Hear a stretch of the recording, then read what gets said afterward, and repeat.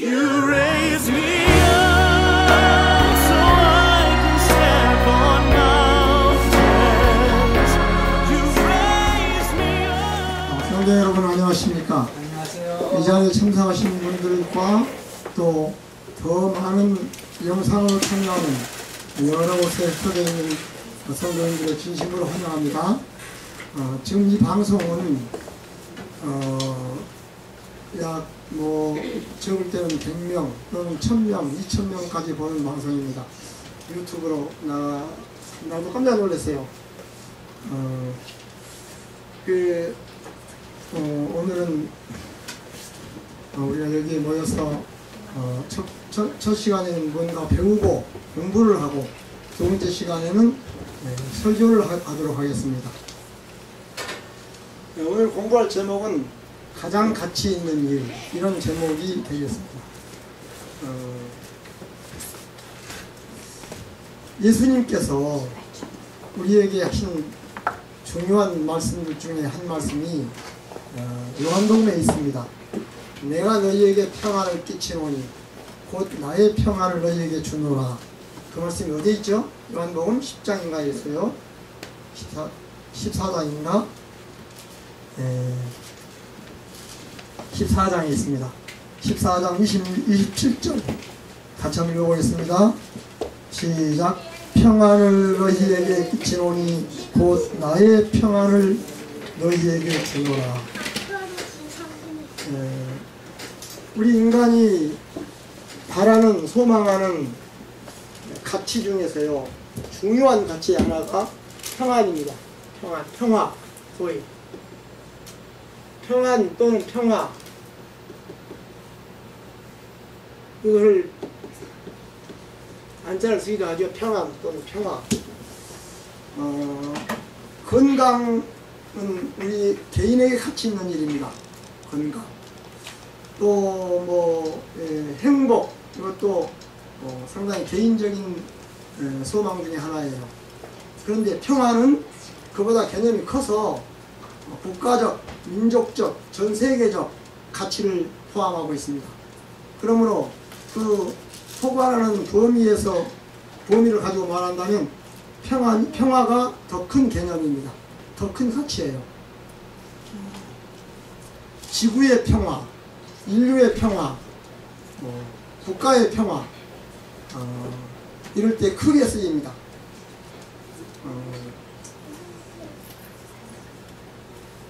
평화의 반대 개념은 무엇입니까? 평화의 반대 개념. 싸움, 전쟁 이런 거죠. 그런데 평화는 작은 사회나 가정이나 개인에게 쓰인 경우도 많고, 그 다음에 국가나 세계, 인류 전체에 쓰이는 경우도 많습니다. 오늘은 가장 가치 있는 일이 무엇인가, 평화라는 가치를 염두에 두고 공부를 좀 해보겠습니다. 어쩌면 우리가 이걸 이쪽 반쪽을 했는데요.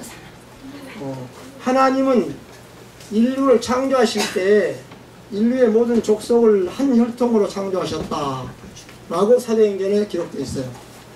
한 혈통으로. 그런데 이 정작 현실적으로 모든 사람들은 한 가족처럼 삽니까? 아니면 적대감을 가지고 경쟁적으로 삽니까? 국가나 민족이나 인류 전체가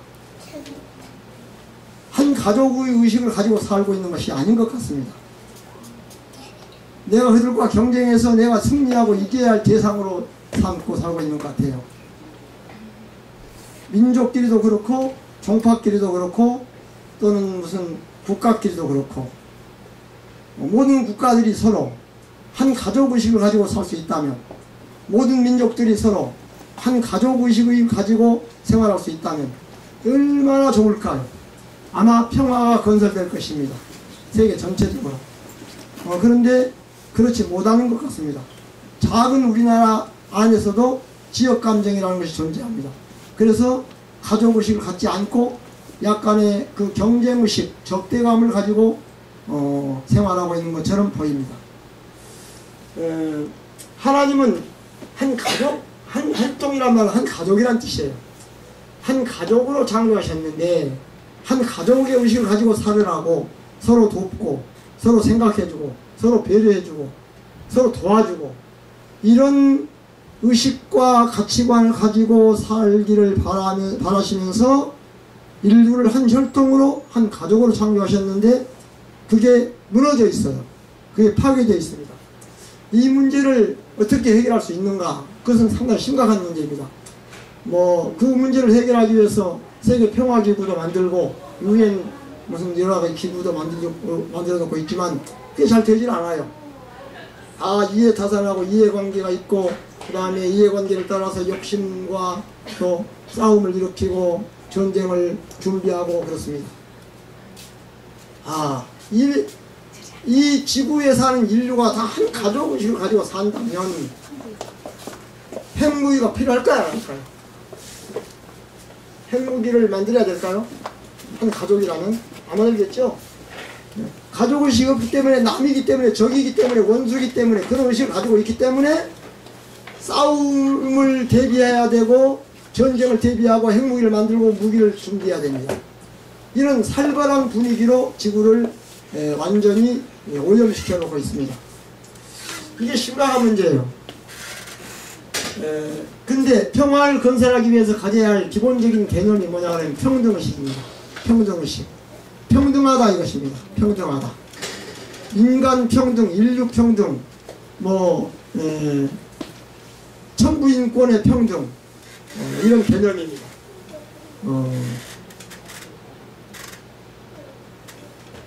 우리 사회가 지금 평화로운 사회입니까? 평화롭지 못한 사회예요? 솔직하게 말해서 평화롭기도 하지만 외형적으로 평화로운 모습도 보이지만 내부적으로는 상당히 불안해요. 평화의 반대는 불안이거든요. 그리고 내가 다른 사람과 경쟁해서 승리해야 한다는 의식을 가지고 있어요. 이겨야 된다. 이겨야 살아남는다. 그런 개념을 가지고 있습니다. 그래서 모든 사람이 개인주의적으로 이기주의적으로 다른 사람과 또는 다른 사회와 다른 집단과 경쟁해서 이기려고 애를 씁니다. 지금 스포츠라는 게 뭐예요? 이기려고 하는 게임이죠. 완전히 승리하려고 하는 게임이에요. 사람들은 승리를 좋아합니다. 굉장히 좋아해요. 자, 이 인간은 평등합니까? 하지 않습니까?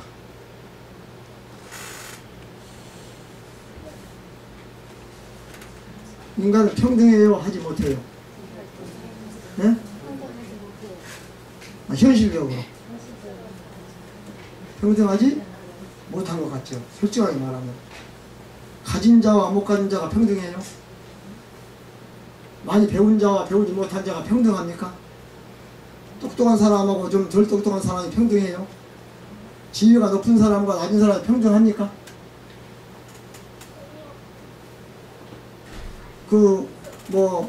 1억짜리 자가용을 타고 다니는 사람하고 나처럼 50만원짜리 차를 타고 다니는 사람하고 평등해요?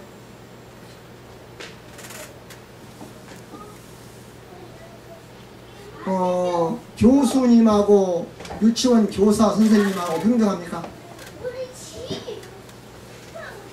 좀 말하기 곤란하죠. 평등한 것 같기도 하고 아닌 것 같기도 하고 그래요. 자, 평화를 건설하는데 가장 기초가 되는 개념이 평등이에요. 평등해야만 평화가 이루어집니다.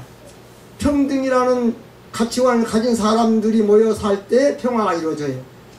그런데 자기가 더 높다고, 나는 너하고 평등하지 않다고, 나는 너보다 뛰어나다고, 너보다 우월하다고, 너보다 부자라고, 너보다 가진 게 많다고, 많이 배웠다고, 너보다 높은 곳에 산다고, 더 좋은 집에 산다고 하는 불평등 개념을 자기의 가치관으로 삼고 사는 사람들끼리 모여 사는 사회는 평화를 건설하기가 어려워요. 제가 어떤 초등학교 학부모한테 들은 이야기예요. 가난한 20평짜리 아파트에 사는 부모한테 들은 이야기예요. 그런데 그 옆에 비싼 아파트가 있는데 그 비싼 아파트에 다니는 학생의 어머니가 자기 아들에게 너 20평짜리 사는 애하고 놀지 마라, 사귀지 마라. 그런데 자기는 50평, 40평짜리 아파트에 사는데 20평짜리 아파트에 사는 애하고 사귀지 말라는 거예요. 그래서 늘 주의를 준대요. 그것은 아주 심각한 불평등 개념을 가지고 있는 것이 드러난 것입니다. 인간은 정말 평등합니까? 현실적으로는 평등하지 않지만 그 근원을 따라 올라가면 평등해요? 태어날 때 평등합니까? 태어날 때 평등하죠? 죽을 때 평등합니까? 살아갈 때는 불평등한 것처럼 보일지 모르지만 적어도 태어날 때하고 죽을 때는 평등하게 태어나고 평등하게 죽어요. 그렇죠? 그건 부인할 수가 없습니다. 결국 인간은 평등한 존재로 태어나서 평등한 존재로 인생을 마치게 되어 있는데도 불구하고 살아있는 동안에 평등하지 못한 삶을 살고 있어요. 그래서 평등하지 못하다는 그런 가치관, 개념을 가진 사람들이 모여 살 때 평화가 건설되기 어려운 것입니다. 그 평등과 평화의 삶에 배치되는, 배반되는 그런 삶을 나타내는 유명한 유행어가 있습니다. 요즘 시세로 유행하는 아주 유명한 말이에요. 뭐죠? 조현아가 비행기 땅콩 해양시킨 사건에서 나타난 일이에요. 뭐라 그래요? 그 법률 용어인데 그렇게 그 위에 있는 사람이 아래 있는 사람에게 대하는 아주 좋지 못한 태도를 일컫는 말입니다. 뭐죠? 갑질. 갑질이라고 그래요. 이 갑과 을은 법률 용어예요. 무슨 계약서나 또는 무슨 사건을 이랬을 때 갑과 을을 구분해서 갑은 권리자, 즉 이를 나타내고 을은 의무자를 나타냅니다. 그래서 갑질은 권리자가, 강자가 자기 아래에 있는 의무자 또는 약자를 대할 때 좀 교만하고 무시하는 태도로 대하는 것을 갑질이라고 해요. 갑질. 그래서 무시하는 태도입니다. 아랫사람, 약자를 무시하는 태도예요. 그걸 갑질이라고 하는데 그 조현아라는 아주 위에 있는 상류층 그분이 그 자기 밑에 있는 직원들에게 갑질을 한 것이에요. 그래가지고 난리가 났잖아요. 근데 이 사회는 수많은 갑질로 가득 차 있습니다. 사회나 단체, 개인적으로, 국가적으로 또는 무슨 어떤 교회에서도 이 갑질이 나타나는 경우가 많아요. 교회에서도. 학교에는 물론 학교에서 나타나고. 그래서 갑질을 한 사람은 뭐 죄가 있을지 모르지만 갑질을 당한 사람은 굉장히 억울하고 분통이 터질 일이에요. 그것을 불평등 관계라고 말합니다. 이 사회가 갑질로 가득 차 있다면 이 사회는 불평등으로 가득 차 있는 것이에요. 그래서 그 불평등이 평화를 파괴시키는 것입니다. 하나님은 우리를 평등한 한 혈통으로, 이 한 혈통이란 말은 평등하다는 뜻이에요. 평등한 가족으로, 평등한 혈통으로, 평등한 인간 생명으로 창조하셨어요. 근데 이것이 무너진 것입니다. 현실적으로. 인간이 평등하다는 것은 어떤 점에서 평등하냐 그러면 모든 사람이 진실을 좋아해요. 진실을 싫어하는 사람은 아무도 없어요. 그리고 다 거짓을 싫어해요. 거짓을 좋아하는 사람은 없습니다. 이 점에서 근본적으로 인간의 마음은 평등한 마음을 가지고 있어요. 모두가 다 그가 뭐 많이 배운 자건 못 배운 자건 많이 가진 자건 갖지 못한 자건 다 진실을 좋아해요. 다 거짓을 싫어합니다. 그것이 인간의 평등의 기초예요. 또 악한 것을 싫어하고 선한 걸 좋아합니다. 북한을 우리는 악한 집단으로 보고 있는데 북한에 사는 집권자들도 착한 걸 좋아해요. 자기들은 악하면서 악하게 하면서 다른 사람이 자기들에게 착하게 해주기를 좋아해요. 그래서 좋아하는 사람이 누구죠? 햇볕 정책을 쓰신 분입니다. 상당히 좋아해요. 착하다고. 자기들은 악하면서. 그래 모든 사람이 다 선을 좋아하고 착함을 좋아합니다. 또 미를 좋아해요. 아름다움을 좋아합니다. 더러운 걸 좋아하는 사람은 없어요. 모두가 다 아무리 더러운 사람이라도 더 깨끗한 걸 좋아합니다. 아름다움을 좋아해요. 아무리 악한 사람도 선한 걸 좋아하고. 이 점에 있어서 모든 사람이 평등한 양심을 가지고 태어났다고 말할 수 있습니다. 우리가 뭐 착한 일 또는 아름다운 일을 하는 사람을 우리가 만나거나 이야기를 듣거나 할 때 감동을 받습니다. 거짓에 감동하는 사람은 없어요. 진실의 감동을 받고 착한 것에 감동을 받고 그래요. 우리는 내 친구가 착한 행동을 할 때 우리가 감동을 받아요. 저는 우리 뭐 이야기할 사람, 내가 아는 사람이 우리 사람밖에 없으니까 자꾸만 예화를 쓸 때 우리 사람 예화를 듣는데 그럼 나만 그런 건 아니에요. 모든 사람이 결혼할 때 그 사람을 선택한 이유 중에 하나가 착하기 때문에 결혼했을 겁니다. 거기에 감동받고. 나중에 뭐 사실이 아닐 수도 있을지 모르지만 하여튼 착한 것에 감동을 받고 아름다운 것에 감동을 받고 진실한 것에 감동을 받고 결혼도 하고 친구도 삼고 그 다음에 뭐 같이 교제도 할 것입니다. 이 점에 있어서 모든 사람이 평등하다는 거예요. 뭐 평등한 것은 다 뭐 한두 가지가 아니에요. 부모의 마음이 다 평등하고 자존심을 가지고 있다는 점이 다 평등하고 그 다음에 존중받기를 원한다는 게 평등합니다. 인간은 평등하게 창조하셨다는 하나님의 그 흔적이 보이는 대목이에요.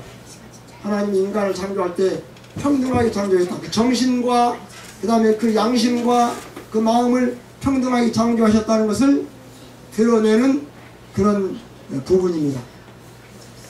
예수님이 내가 너희에게 평안을 끼치노니 나의 평안을 너희에게 주노라고 말씀하셨을 때 예수님은 모든 사람을 평등하게 보시는 마음을 가지고 계시다는 것을 의미합니다. 심지어 예수님은 누구와 누구도 평등하게 보셨냐면 의인과 죄인도 평등하게 보셨어요.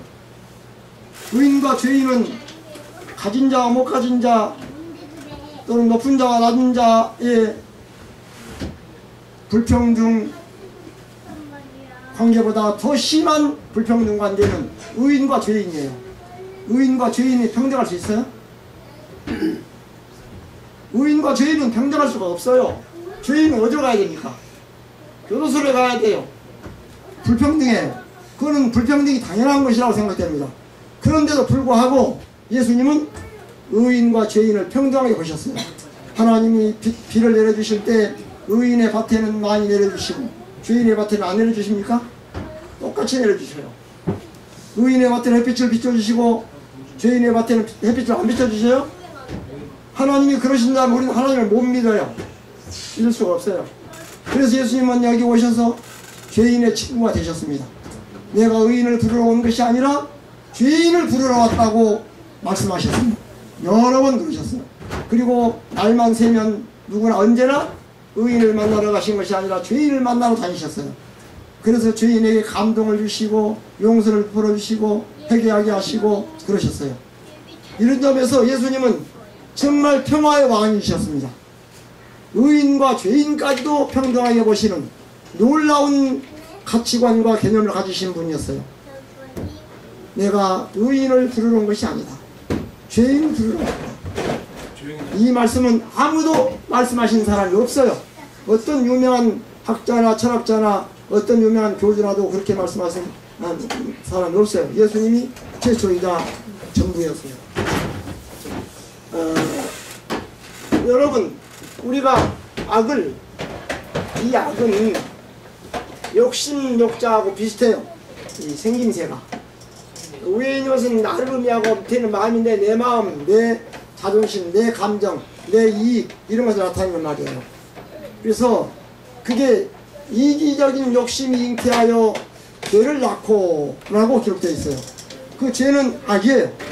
그래서 모두가 다 이기적인 욕심을 품고 살기 때문에 거기에서 악이 생겨나는 거예요.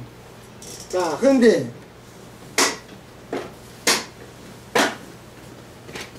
악과의 싸움에서 모든 사람이, 우리 교인들의 목표는, 예수님을 믿고 하나님을 믿는 우리 신자들의 목표는 악과 싸워서 이기는 것이에요.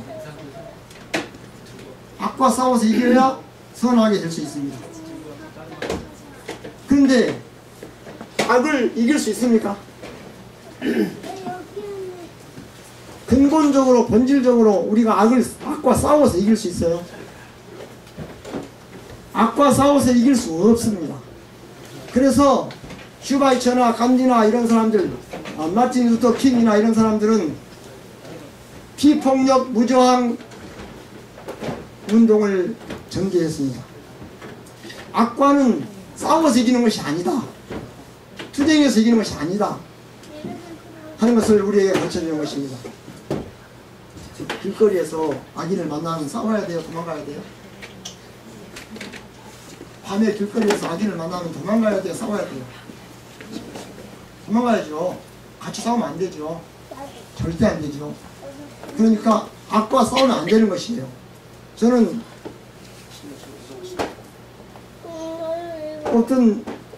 어떤 사람이 내 차를 받았어요. 내 차를 받았어. 그러더니 봤더니 차를 세워놓고 딱 나와서 나한테 차 변상해주라는 거예요. 수리해주라는 거예요. 그래서 가만히 보니까 술 한잔 했더라고요. 그래서 예, 알겠습니다. 나는 아무 잘못도 없는데 길거리에서 싸우게 생겼더라고. 그래서 가만히 나와가지고 따라오라고 그러고 제가 도망가 버렸습니다. 도망가 버렸어요. 그러니까 도망가니까 쫓아오지는 않더라고요. 그냥 자기가 잘못한 줄 알기는 아는가 봐요. 그 사람하고 길거리에서 싸우고 시비 붙어봐야 좋을 게 없을 것 같더라고요. 그냥 내 돈으로 그냥 내 차 수리하고 말지. 악은 만나면 도망가는 게 최고입니다. 근데 악을 어떻게 이길 수 있어요? 로마서 12장에는 이런 말씀이 기록되어 있어요. 악에게 지지 말고 선으로 악을 이기라. 너희 원수가 줄이거든 먹이고 목마르거든 마시우라. 그리함으로 숯불을 그 머리에 쌓아 놓게 될 것이다. 그런 기록이 있어요. 아주 놀라운 말씀이에요. 그러므로 어떤 사람이 신자냐 아니냐를 분별할 때에 교회 다니는 사람은 신자고 안 다니는 사람은 불신자다. 심지어 어떤 교파에 다녀야 신자고 다른 교파에 다니면 우상숭배자다. 이렇게 말하는 사람도 있어요. 심지어 같은 교파끼리도 신자, 참된 신자 아닌 신자 이렇게 구별하기도 하고. 그런데 가장 영적으로 표현한다면, 가장 신령한 말로 표현한다면 신자는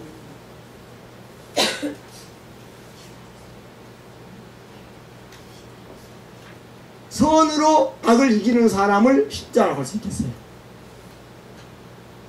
악인의 머리에 너희 원수가 줄이거든 먹이우고 목마르거든 마시우라. 원수의 아들이 돈이 없어 학교에 못 다니면 학비를 대줘라.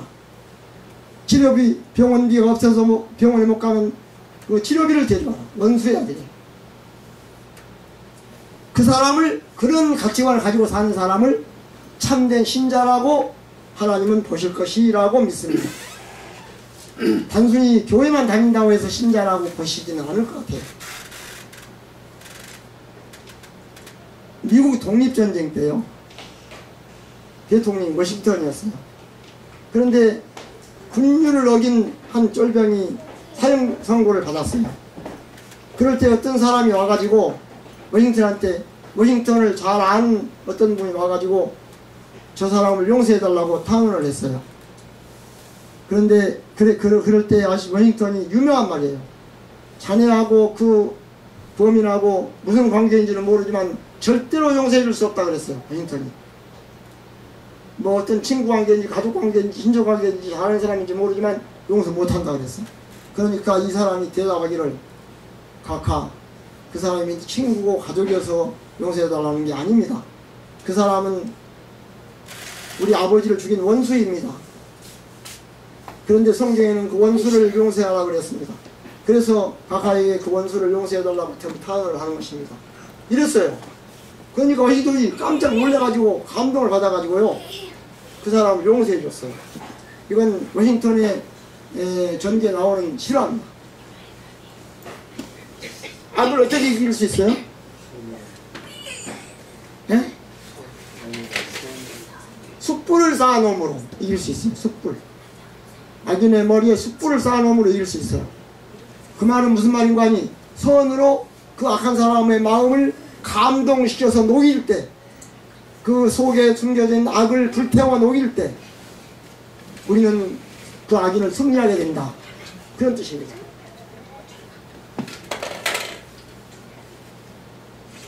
제가요 우리 남한 남북 통일을 어떻게 하면 될까 하고 생각을 해봤어요.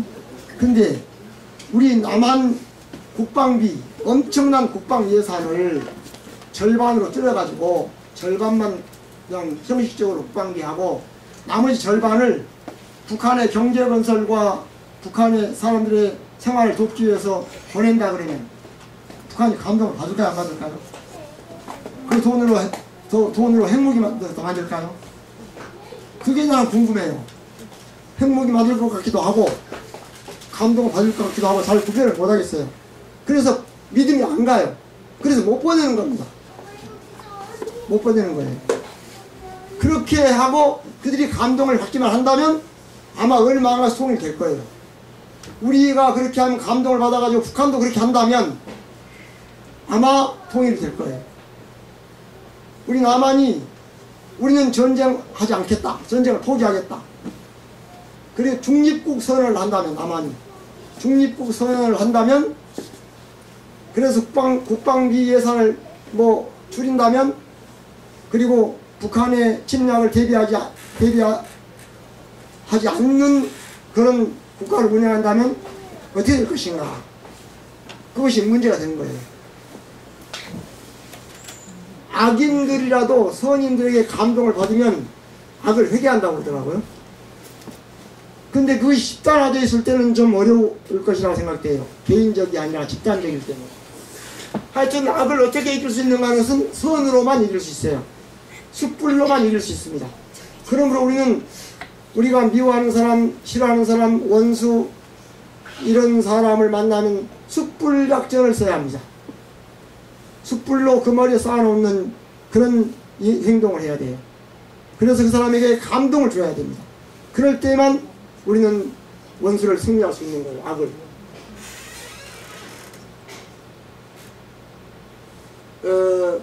그런 말씀들이 요한일서 3장 15절에 있어요.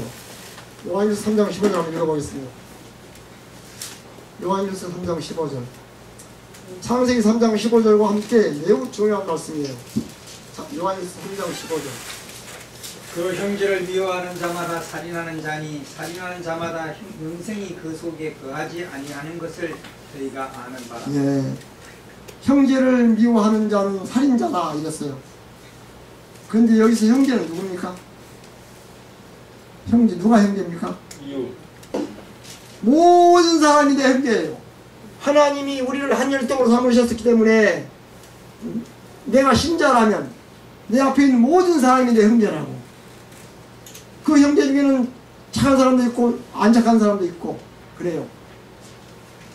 선한 사람도 있고 좀 덜 선한 사람도 있고 그렇습니다. 그런데 그 사람이 좀 덜 선하다고 덜 착하다고 그래서 그 사람을 미워하면 그것은 살인자가 된다는 것이에요. 미워하지 말라는 거예요. 그런데 여기서 살인자는 무슨 뜻인가 하니 남을 죽이는 살인자가 된다는 뜻도 있지만 그보다 더 중요한 뜻은 형제를 미워하는 자는 자기를 살인하는 자라는 뜻이에요. 어디 형제를 미워하면 잠을 제대로 자요 못 자요? 예? 잠을 제대로 못 자죠. 그리고 소화가 잘 돼야 안 돼요. 형제를 극적으로 미워하면 잘 못해요.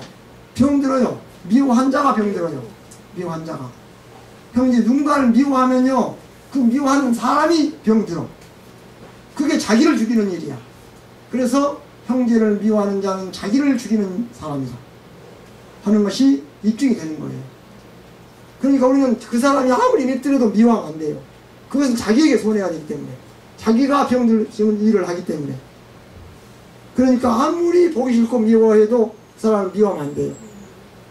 그건 자기에게 손해니까. 정말 나에게 엄청난 악을 행한 그 사람을 내가 잠을 못 자고 미워하다 보면 내가 병이 들까요, 안 들까요? 지금 병이 들겠지요. 결국 자기가 죽는 일이에요. 그래서 형제를 미워하는 자는 자기까지도 죽이는 살인자가 된다 이 말입니다. 그 참 어려운 말이에요. 그래서 우리가 악을 미움으로 이길 수 없다 하는 것을 나타내는 겁니다. 갈등이라는 말이 있어요. 부부간의 갈등, 고부간의 갈등, 뭐 형제간의 갈등도 있고, 갈등이라는 게 많아요. 갈등을 풀초변해요. 이렇게 씁니다. 풀초변해.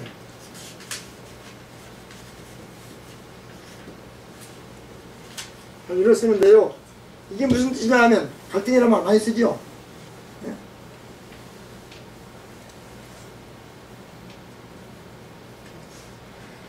빈부 갈등, 뭐 이럴 때도 쓰이고, 사회적 갈등, 가진 자와 못 가진 자의 갈등, 노사의 갈등, 뭐 많이 써요. 이것은 칡갈자입니다. 이것은 등나무 등자예요. 칡과 등나무는 막 서로 꼬우면서 올라가요. 서로 그냥 이렇게 비비 꼬면서 올라가는 거예요. 서로 나란히 평등하게 잘 같이 사는 것이 아니라 서로 그냥 괴롭히는 거예요. 서로 막 끌어다가 귀에 감고 못 견디게 하는 것입니다. 그런 관계를 말하는 거예요. 이 갈등은 사회적으로만 쓰이는 것이 아니고 개인적으로도 사용돼요. 내 속에 양심의 갈등, 이럴 때 써요. 자기 양심의 갈등. 예를 들면 부부가 남편이나 아내 중에 한 사람이 외도를 했다, 외도를 하고 있다. 그럼 그 사람이 갈등을 느낄까 안 느낄까요? 자기 개인적으로 갈등을 느끼겠죠. 심한 견디기 어려운 갈등을 느낍니다. 그러다가 자살도 해요. 자살도 갈등 때문에. 그럴 때도 쓰이고요. 자기 속에 있는 선과 악의 갈등, 선악의 갈등. 내 속에 선이 있고 악이 있어요. 내 속에 선도 있고 악이 있어요. 그 선과 악이 싸우는 거예요. 그건 바울이 겪은 갈등이에요. 바울이 이렇게 말을 했어요. 로마서에. 내가 선을 행하기를 원하는데 악이 가득 차 있다. 자기 속에. 그렇게 고백을 했어요. 로마서에. 바울은 누구보다도 진실한, 그리고 누구보다도 극심한 자기 속에 선과 악의 갈등을 느끼는 사람이에요.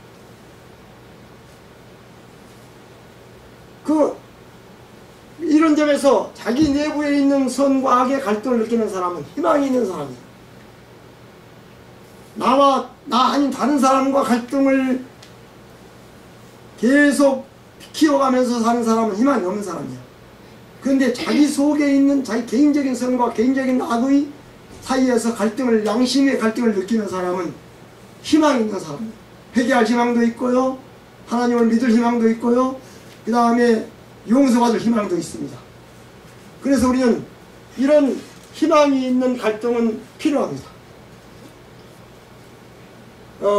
갈등을 해결하기 위해서 아주 중요한 말이 있어요. 갈등을 해결하는 아주 근본적인 방법으로서 중요한 말이 있어요. 그건 뭘까요? 역지사지입니다. 이걸 역지사지라고 그래요. 역지사지란 말은 상대방의 입장에 서서 생각을 해본다, 그런 뜻이에요. 역지에서 사지한다, 그런 뜻입니다. 저 사람이 나에게 안 좋게 했어요. 그러면 내가 저 사람을 미워하게 됩니다. 그러지 말고 저 사람이 그럴 수밖에 없는 이 까닭이 있을 거다. 형편이 그럴 것이다. 라고 생각해 주는 것입니다. 배려해 주는 거예요. 역지사지해 준다는 것입니다. 저 사람이 내 돈을 떼먹었어. 그럼 내가 저 사람이 미워하게 돼. 그러지 말고 저 사람이 어려워서 정말 형편이 어려워서 그렇게 했을 것이다. 라고 나도 그런 형편이 되면 그럴 수 있겠다. 라고 생각해 주는 것을 역지사지라고 그래요. 그 갈등을 해결하는 중요한 어떤 키를 가지고 있는 말이에요. 역지사지가. 역지사지를 해보면 내가 편안해져요. 내가 누군가를 역지사지하다 보면 내가 갑자기 편안해져. 이해가 가. 아, 그럴 수 있겠다. 나 같아도 그럴 수 있겠다. 라고 이해가 가는 거예요. 그러면 갈등이 해결되는 거예요. 가령 며느리 고부간에 관한 갈등이 일어날 때 두 분 중에 한 분이 내가 시어머니라 해도 그럴 수 있겠다. 내가 며느리라 해도 그럴 수 있겠다. 라고 이해해 주는 걸, 역지사지해 주는 걸 말합니다. 그러면 갈등이 쉽게 어렵지 않게 해결돼요. 해결됩니다. 그래서 역지사지를 잘하는 사람을 큰 사람, 넓은 사람이라고 말합니다. 인격이 된 사람, 또 신앙이 제대로 된 사람이라고 말해요. 역지사지를 잘하는 사람은. 주로 역지사지는 누구에게 하느냐 하면 좀 더 착한 사람이 좀 덜 착한 사람에게, 좀 좋은 사람이 좀 안 좋은 사람에게, 신앙이 있다는 사람이 신앙이 좀 없다는 사람에게 베풀어주는 배려입니다. 역지사지가. 그러니까 언제나 역지사지를 잘하는 사람이 한 등급 위에서 사는 사람이 되는 것입니다. 우리는 역지사지하는 걸 배워야 돼요. 끊임없이 배워야 돼요. 저는 내가 누구에게 화를 내놓고요, 그 다음에 역지사지를, 그 사람이 잘못했다고 내가 화를 내는 거예요. 그 사람이 잘못해서 내가 보고 화가 나는 거예요. 좀 있다가 돌아서서 내가 좀 실수한 것 같다 하고 반성을 해요. 그럼 그 사람이 얼마나 내가 내 힘으로 말미암아 그 사람이 얼마나 상처를 받았을까 라고 생각을 해보니까 가서 사과를 해야 되겠다는 생각이 드는 거예요. 내가 잘못을 떠나서 일단 내가 화를 냈으니까, 그래서 그 사람이 상처를 받았으니까 내가 잘못했다고 말해야 되겠다 라고 생각이 드는 것입니다. 이렇게 생각할 수 있는 능력을 역지사지의 능력이라고 해요. 사람의 능력은 말 잘하고 글 잘 쓰고 또는 무슨 행동 잘하고 어떤 지식 많고 이런 걸 능력이라고 하지만 돈 많고, 역지사지를 잘하는 능력이 최고의 능력입니다. 인간의 능력 중에서 역지사지를 잘하는 능력이 최고의 능력이에요. 가장 상위의 능력입니다. 우리는 이걸 배워야 되겠다 이거예요. 그리고 우리 자녀들에게 이걸 가르쳐야 되겠다 이거예요. 우리 자녀들에게 역지사지하는 법을 부모가 모본으로 가르쳐야 돼요. 말로가 아니라. 역지사지는 부부간에 잘 활용됩니다. 아주 부부간에 많이 활용돼요. 남편이나 아내가 상대방을 역지사지하는 거예요. 아, 화가 나겠다, 마음이 아프겠다 하고 배려해 주는 것입니다. 역지사지. 잘가는 것을 떠나서 네가 잘못했다고 그렇게 서로 그럴 것이 아니고, 잘가는 것을 떠나서 마음이 안 좋겠다 하고 마음을 알아주는 거예요. 그걸 이해력이라고도 해요. 이해력이란 말 무슨 뜻입니까? 우리 수능시험 볼 때 무엇을 테스트해요? 수능시험 볼 때, 시험 볼 때, 사법시험 볼 때 뭘 테스트해요? 이해력을 테스트하면 제일 먼저 테스트하는 게 이해력이에요. 머리가 좋은 사람은 이해력이 뛰어나다 그래요. 그 이해력이 나쁜 사람은 시험에 합격할 수가 없어요. 사법시험이나 수능시험에 좋은 점수를 못 받아요. 국어 이해력, 수학 이해력 이런 거.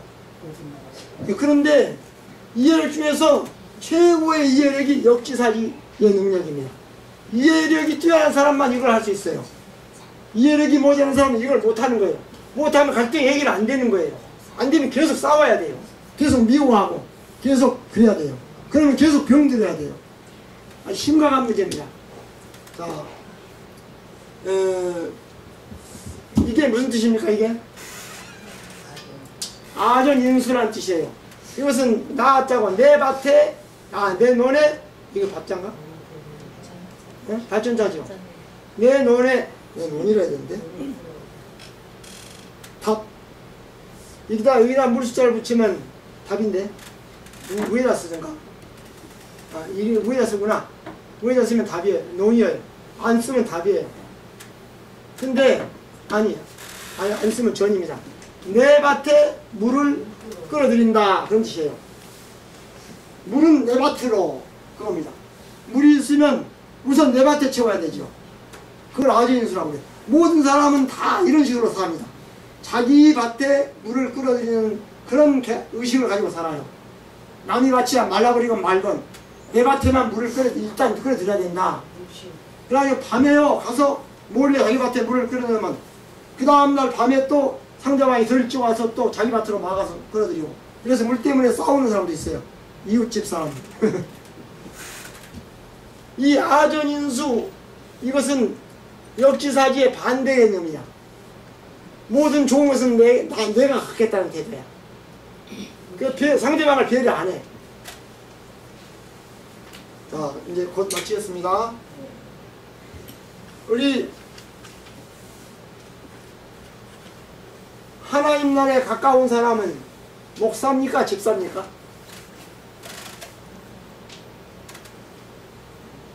아니죠. 질문 자체가 잘못됐죠. 하나님 나라에 가까운 사람은 제사장입니까? 아니면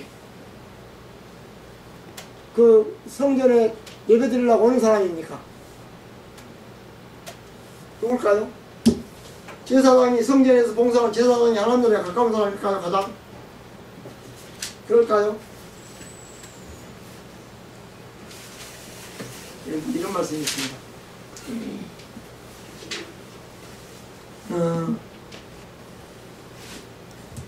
가장 역지사지를 잘하고 악인에게 선을 베푸는 사람, 이 사람이 악인에게 선을 베풀 수 있는 영적 능력을 가진 사람이 제사장보다 하나님 나라에 가깝다는 것이에요. 하나님 나라에 교회 잘 다니고 헌금 잘하고 예배 잘 드리는 그런 신자보다 다른 사람의 어려움과 또는 뭐 이런 걸 도와주고 죄인들을 이해해주고 용서해주는 그런 사람이 하늘나라에 더 가깝다는 것입니다. 종교적인 열성보다 이웃의 선을 베푸는 데 열성적인 사람이 하나님 나라에 더 가깝다는 거예요. 하나님의 이름으로. 그것이 우리가 살아가는 데 가장 가치 있는 일이라는 거예요. 자, 이제 나머지 다 못하고 마치겠습니다. 우리는 자녀 교육을 이런 마인드로, 이런 개념을 가지고 자녀 교육을 해야 된다 이 말입니다. 이렇게 살도록, 이런 가치관을 가지고 살도록.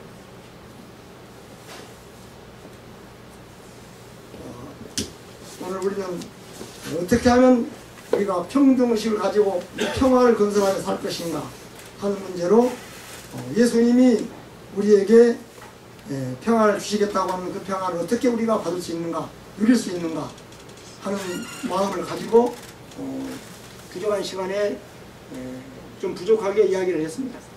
기도하겠습니다. 자비로우신 하나님, 오늘 우리는 평화에 대해서, 평등에 대해서 이야기했습니다. 우리가 어떻게 하면 평화롭게 살 수 있는지, 그리고 나보다 더 못한 사람, 더 약한 사람, 더 신앙이 없는 사람, 부족한 사람이나 더 덜 착한 사람들을 만났을 때 그들과 어떻게 평화를 잃어버리지 않고 평화롭게 살 수 있는가, 어떻게 하면 우리가 악을 이길 수 있는가 하는 예수님의 가르침을 우리가 다시 한번 새롭게 마음속에 다짐을 했습니다. 우리도 앞으로 우리가 살아가는 것 동안 어디에서 누구를 만나든지 항상 그들과 평화롭게 사는 법을 배우게 해주시옵소서. 예수님 이름으로 간절히 기도합니다. 아멘.